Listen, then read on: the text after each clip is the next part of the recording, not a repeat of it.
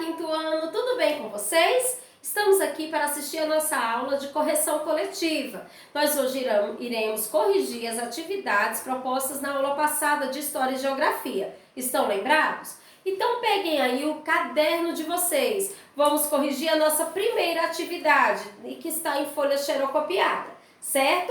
Então vamos lá. A Idade da Pedra, número 1. A Idade da Pedra, conforme estudamos, costuma ser dividida em 3 períodos: Paleolítico, Mesolítico e Neolítico. Associa 5 características da Idade da Pedra, listadas a seguir no bloco inferior aos períodos citados ao bloco superior. 1 para Paleolítico, 2 Mesolítico e 3 Neolítico. Então, de acordo com o que nós estudamos, como que vai ser? Domesticação de animais.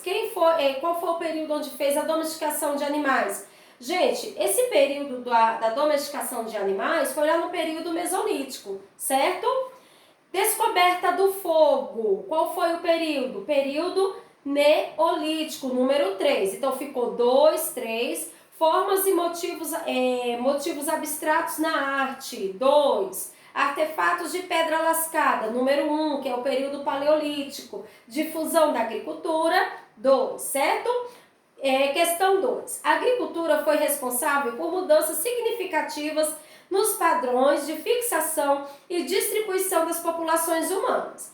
Que alterações dos fluxos de pessoas ocorreram com o advento da atividade agrícola?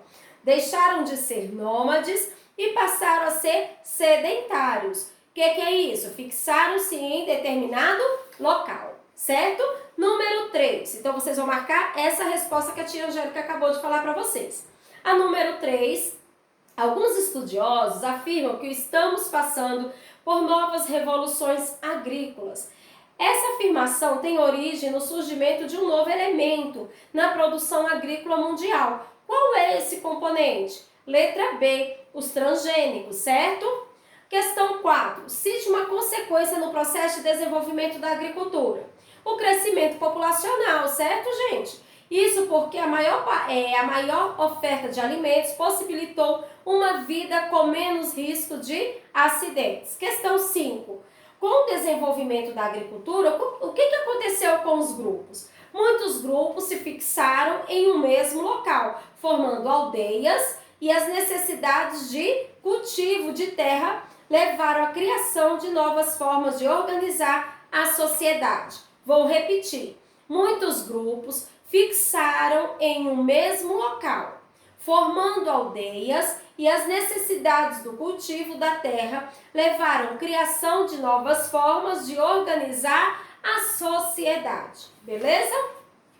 Questão de número 6. Como é organizado o processo de migração? Destaque os principais motivos responsáveis por esse fenômeno no Brasil.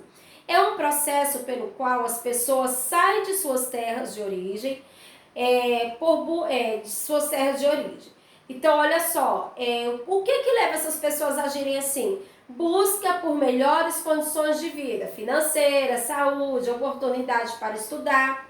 Questão 7. No território brasileiro, uma modalidade de migração muito comum é o êxodo rural.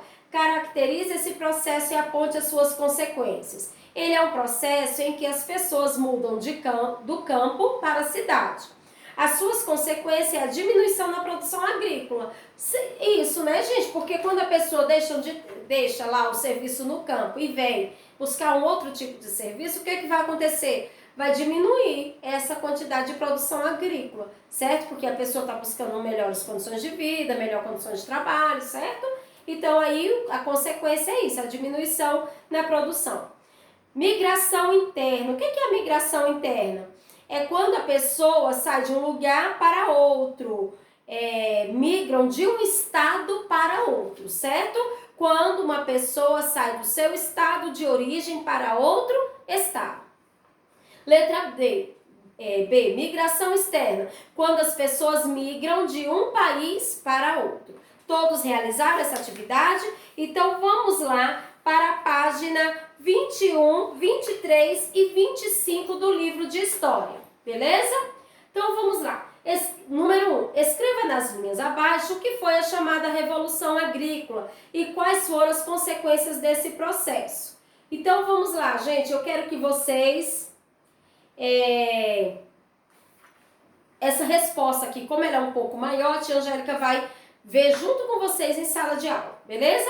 Número 2. Marque com X qual das imagens a seguir apresenta um instrumento relacionado ao desenvolvimento da agricultura. Então, vocês vão marcar na letra A, marque um X. Número 3, observe a imagem da página 20, explique por que as atividades representadas têm relação com o início do processo de desenvolvimento da agricultura e com a organização dos primeiros grupos humanos fixados em um local.